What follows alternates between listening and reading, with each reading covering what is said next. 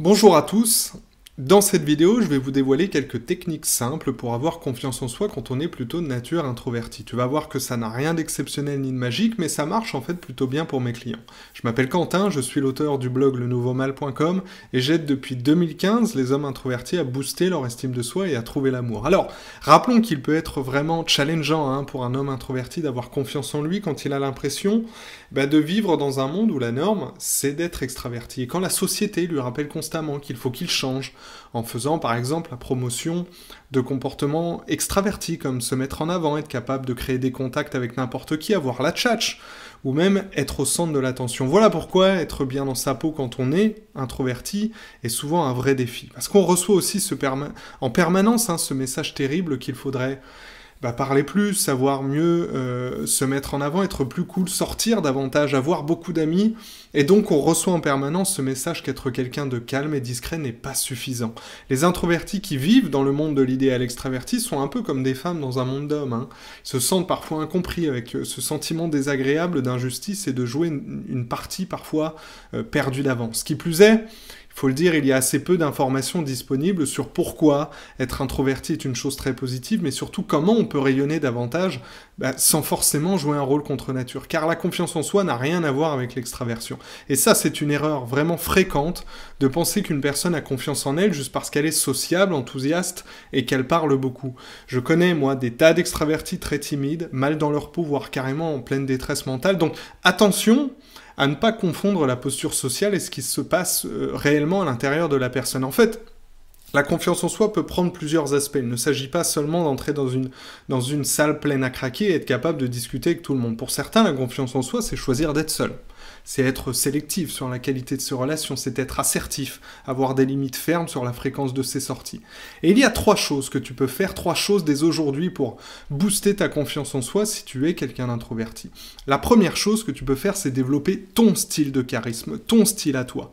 On s'imagine souvent à tort qu'il faut faire du Will Smith, taper dans la main de tout le monde et avoir la banane en permanence pour être charismatique.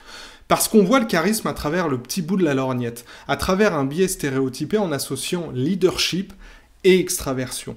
La définition du charisme, c'est la capacité à influencer ceux qui nous entourent. Et il est possible, en fait, d'y arriver de tas de façons différentes, en misant, par exemple, devine quoi, sur ses qualités naturelles. Et il s'avère que les introvertis, même s'ils n'en ont pas conscience, sont naturellement doués pour créer du lien avec les gens. Ils maîtrisent, par exemple, l'art de poser des questions à la perfection. Ils écoutent les autres comme personne. Et rappelons bien sûr que pour être intéressant, il faut d'abord être intéressé. Et puis le charisme vient avant tout du fait qu'on est vrai, qu'on est quelqu'un d'authentique, de passionné, fidèle à ses convictions. Moi, je pense que le charisme discret d'Elon Musk est plus fort que le charisme plein d'esbroufs de Will Smith. Et en tant qu'introverti, tu dois trouver ton propre style de charisme.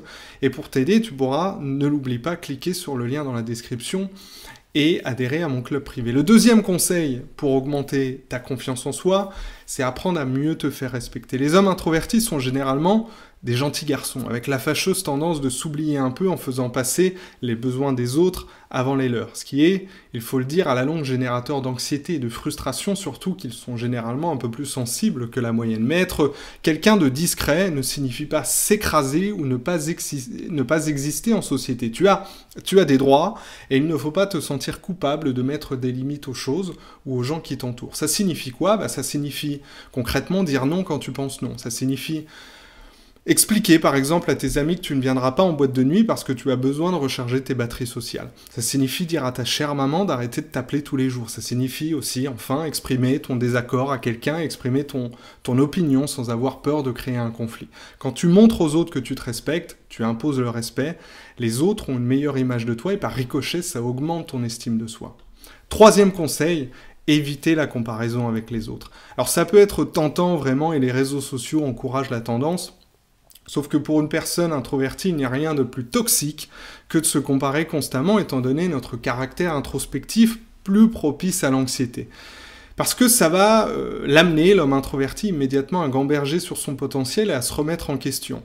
Les introvertis sont des bavards silencieux. Et ça rumine beaucoup là-haut. Et en séduction, par exemple, les hommes ont forcément tendance à se comparer à des hommes plus extravertis qu'eux, plus sociables, plus blagueurs, plus bavards, et ça crée un bouillonnement cérébral hein, qui peut même être très perturbant sur le moment. Ils en viennent forcément à se dire « Mais pourquoi cette fille me choisirait moi alors qu'elle peut avoir ce mec qui est plus démonstratif que moi ?»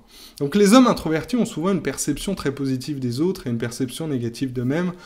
Mais comme le dit un adage très connu, comparons ce qui est comparable. On dit souvent que comparer un extraverti à un introverti, c'est un peu comme comparer les oranges et les patates. En regardant un extraverti, par définition, tu vois tout ce que tu n'as pas. Mais tu ne vois pas tout ce que tu as de plus que lui. Par exemple, tu es certainement moins au contact des autres, donc moins à l'aise socialement que lui, mais tu as certainement plus d'intuition, d'intelligence sociale et de profondeur que lui. Tu es peut-être moins connu et populaire que tes amis extravertis, mais tes relations sont profondes et lourdes de sens. Tu es peut-être moins bavard, avec moins de répartie, mais tu as un sens de l'écoute hors du commun. Tout ce que je dis là revient à dire plus généralement qu'il faut être un peu moins dur envers toi-même et être capable de voir toutes ces qualités uniques, ces singularités pour se sentir différencié. Être capable de te voir comme une personne unique, entière, et ne plus avoir le sentiment de manquer de choses ou de n'être pas assez sociable, pas assez bavard, etc. Ce travail de confiance en soi-là, je le fais avec mes clients en coaching. Ce qu'on a vu aujourd'hui, c'est la partie immergée de l'iceberg et tu pourras déjà progresser en allant t'inscrire gratuitement à mon club privé. Voilà, si la vidéo t'a plu, mets un pouce vers le haut pour m'encourager, partage, aime, tu peux commander et je te dis à très vite. Ciao.